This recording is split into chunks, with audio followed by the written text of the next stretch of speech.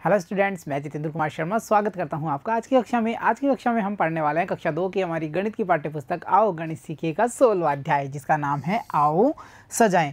प्यारे बच्चों, अब तक इस अध्याय के 2 भागों का अध्ययन हम पिछली कक्षाओं में कर चुके हैं, जहां हमने ये समझा था कि पैटर्न होता क्या है। जान लिया था ना हमने, रेखा और जमुना से मिलकर के हमने कई सारे जो अलग अलग आकृतियाँ थी उनको क्रम से जमाया और एक नए पैटर्न का निर्माण किया था। हम ये भी देख पा रहे थे कि कैसे हम सजावट के कार्य में पैटर्न का उपयोग करते हैं और पैटर्न होता क्या है इसके बारे में भी हमने अच्छे से समझ बना ली थी। तो जब क्यों ना हम इतना कुछ सीख चुके हैं तो कुछ अभ्यास प्रश्नों को अभ्यास कर लिया जाए, कुछ अभ्यास प्रश्नों को हल किया जाए। तो चलो शुरू करते हैं आज के हमारी एक्टिविटी अभ्यास प्रश्नों के साथ। तो देखिए हमारा जो एक्टिविटी प्रश्न है वो क्या है, आइए इन पैटर्नों को ध्यान से देखिए और इन्हें आगे बढ़ाइए। यानी कि यहाँ पर हमें एक पैटर्न को देखना होगा, उसे समझना होगा कि ये पैटर्न चल कैसे रहा है, यानी इसमें जो थिंग्स या जो आकृतियाँ, जो नंबर, जो चीज़ें हमें दिखाई गई हैं उनमें क्या संबंध है, उसे पहचानते हुए हमें इस पैटर्न को आगे की ओर बढ़ाना है। तो चलिए देखते हैं। सबसे पहले यहाँ आप देख पा रहे एक पैटर्न, ठीक है।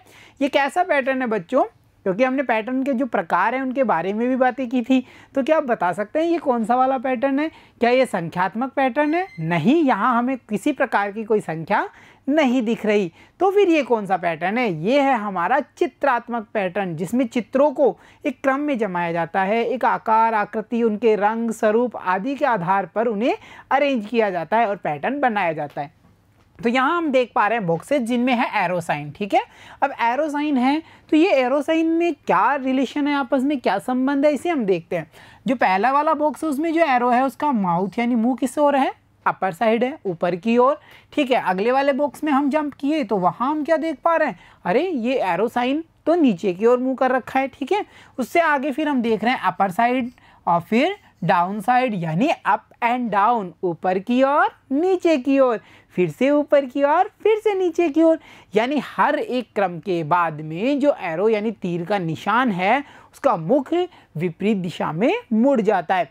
एक बार ऊपर की ओर मुख है, फिर एक बार नीचे की ओर, फिर से ऊपर की ओर, फिर से नीचे की ओर। तो हम बड़ी आसानी से कह सकते हैं भाई यहाँ अपर साइड यानी ऊपर की ओर, फिर नीचे, फिर ऊपर, फिर नीचे। तो कैसा रहेगा, ऊपर फिर नीचे, फिर से ऊपर की ओर और फिर से नीचे की ओर। तो हमने पैटर्न को देखा, ठीक है, पहचाना और पूरा किया। तो ये था हमारा प्रश्न। चलिए अगला पैटर्न देखते हैं। यहाँ हम देख पा रहे हैं जहाँ पिछले पैटर्न में हमने देखा था एक ही चित्र था, एक ही आकृति थी, तीर वाली आकृति थी ना। यहाँ हम क्या देख पा रहे हैं, यहाँ पे बॉक्सेस में हमें अलग अलग आकृति दिख रही हैं। तो चलिए इन आकृतियों का पता करें और संबंध को पहचानें। सबसे पहले हम ये देख पा रहे हैं कि पहला जो बॉक्स है उसमें है एक तिकोना या त्रिभुज की आकृति, 3 भुजाओं वाली, ठीक है। उससे अगले में हम देख पा रहे हैं 2 सर्कल यानी कि 2 गोलाकार आकृतियाँ हैं।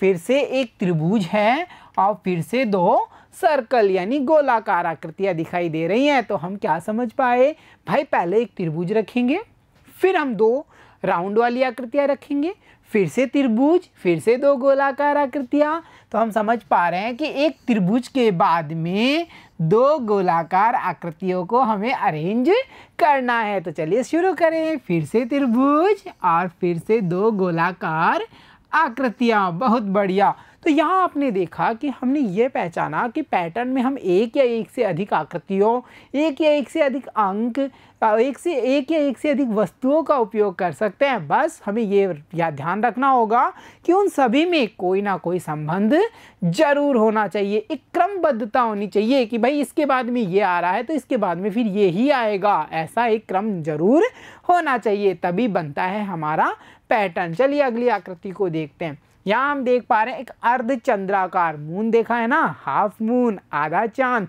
तो हम यहाँ ये भी कह सकते हैं कटोरी, उल्टी कटोरी, फिर सीधी कटोरी, फिर से उल्टी कटोरी, फिर से सीधी कटोरी। तो हम समझ पा रहे हैं इस आकृति में हर बार जो आधा राउंड यानी हाफ राउंड है, हमारा अर्धचंद्राकार आकृति है, वो हर बार अपनी दिशा बदल रही है। कभी उसका मुख ऊपर की ओर होता है, कभी उसका मुंह नीचे की ओर होता है। तो नीचे की ओर है, अब कहाँ जाएगा, अपर साइड, वेरी गुड। फिर से हम या ये कहें एक बार उल्टा हो जाता है ये आकार और एक बार सीधा हो जाता है। तो हमने पहचान लिया बच्चों और इस क्रम को पूरा किया, ये पैटर्न भी हमारा कंप्लीट होता है। तो चलिए अगले पैटर्न को देखते हैं। यहाँ हम देख पा रहे हैं प्रत्येक बॉक्स में दो दो एरो हैं। कितने एरो हैं? Two two arrows. चलो अब ये देखिए, देखो up side down side, very good. फिर down side up side, very good. फिर से अप साइड और डाउन साइड और डाउन साइड और अप साइड। यानी हम ये समझ पा रहे हैं एक अप, ठीक है, दो डाउन, वेरी गुड। फिर एक अप, दूसरा अप, फिर एक डाउन, दूसरा डाउन, फिर एक अप, फिर दूसरा अप। तो हम ये समझ पा रहे हैं हर बार जो तीर की स्थिति है वो दो दो के क्रम में है। यानी यहाँ देखिए बच्चों, ये वाले दोनों कैसे हैं? अपर साइड हैं। ये वाले दोनों कैसे हैं? लोअर साइड हैं। तो यहाँ जो आकृति आएगी वो कैसी होगी? अपर साइड होगी। फिर एक डाउन होगा, फिर एक डाउन होगा, फिर एक अप होगा, तो फिर से एक और अप होगा, फिर एक एरो डाउन साइड होगा, तो अगला वाला भी डाउन साइड होगा, और अंतिम वाला हम कहेंगे अपर साइड होगा। अब इस क्रम को देखिए, up down, down up down, down up down, down up down, down up. देखा, एक राइम की तरह फील हुआ, क्योंकि हमने जो ये एरोज को अरेंज किया है वो कैसे किया है? क्रमबद्धता में, एक सीक्वेंस में। यानी कि पैटर्न तो कहता ये है कि भाई मैं वो तरीका हूँ। पैटर्न है क्या?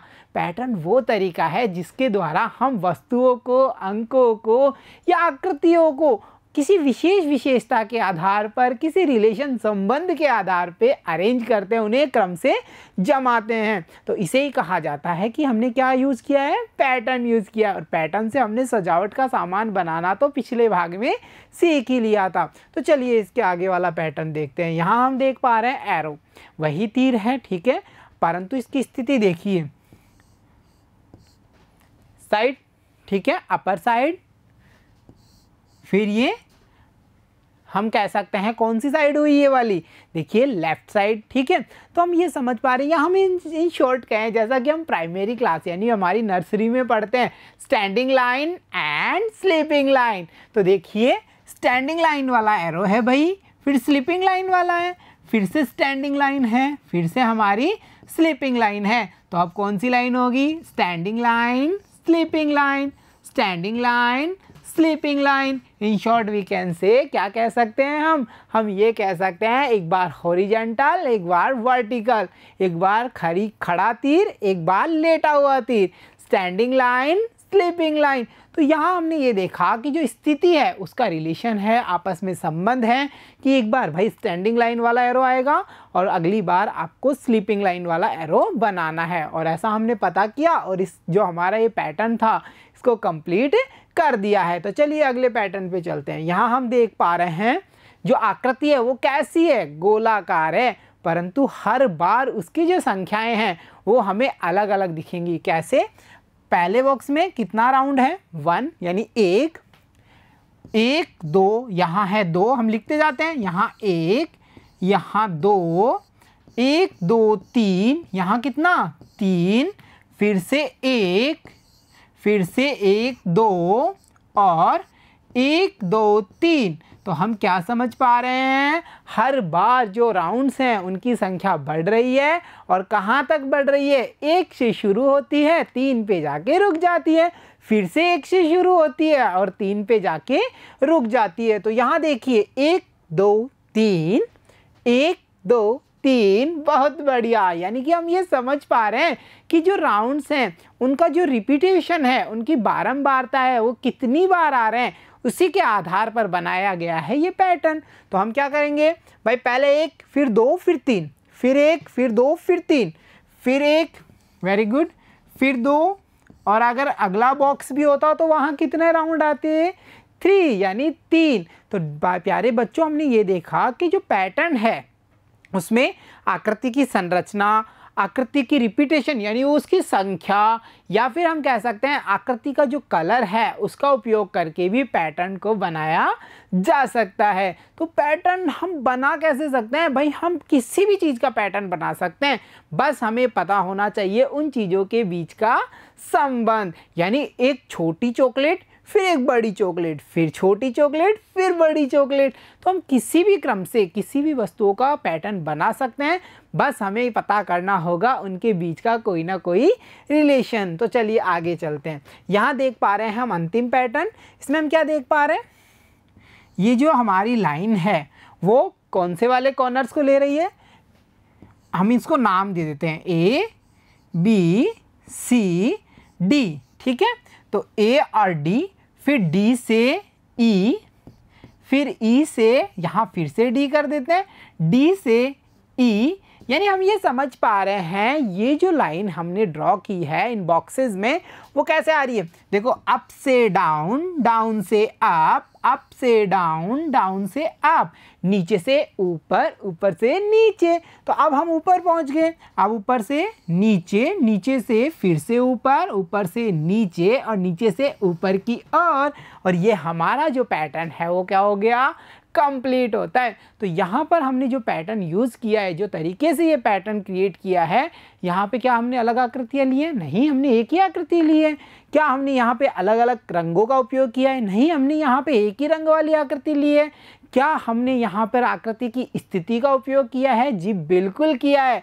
हमने ये देखा है कि एक बार जो रेखा है या लाइन है वो ऊपर से नीचे की ओर आ रही है, अगली बार वह नीचे से ऊपर की ओर जा रही है, फिर से ऊपर से नीचे आ रही है। इसी क्रम को हमने पहचाना और इस पैटर्न को कंप्लीट कर दिया। तो प्यारे बच्चों, देखा आपने आज की जो हमारी क्लास थी उसमें हमने क्या किया, उसमें हमने हमारा जो ज्ञान था उसका उपयोग किया और इतने सारे पैटर्न से संबंधित सवालों को हल कर लिया। साथ ही साथ हमने ये नॉलेज भी बनाया, ये ज्ञान भी प्राप्त किया कि जो पैटर्न होता है वो रंग पर भी निर्धारित हो सकता है, आकृतियों पर भी निर्धारित हो सकता है, आकृतियों की संख्या पर भी निर्धारित किया जा सकता है, उनकी स्थिति के आधार पर भी हम पैटर्न बना सकते हैं। तो प्यारे बच्चों, आप अच्छे से समझ पा रहे हैं ना क्लासेस को? तो इसी प्रकार बने रहिए क्लासेस के साथ, देखते रहिए और सीखते रहिए। मिलता हूँ आपसे अगली कक्षा में, तब तक के लिए धन्यवाद बच्चों।